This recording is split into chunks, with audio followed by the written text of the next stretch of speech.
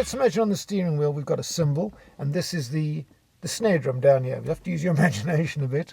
And we're going to sweep from the cymbal down to the snare drum. So the hand sweeps from the cymbal, the right hand, and straight down on the double to the snare. So it goes flam, triplet, flam, triplet, flam, triplet, flam. So if I make the cymbal sound there now, that's what it would sound like this. Bish, bish, triplet, bish, triplet, bish. So if we played a shuffle, it would be like this. Boom, da, da, doom, da, bish, da, bish, da, bish, da, bish, da, boom, da, da, doom, da, bish, da, bish, da, bish, da, bish, da, boom. Okay, let's take this one, put it on the drum kit so we can really hear and feel what it sounds like. Here we go.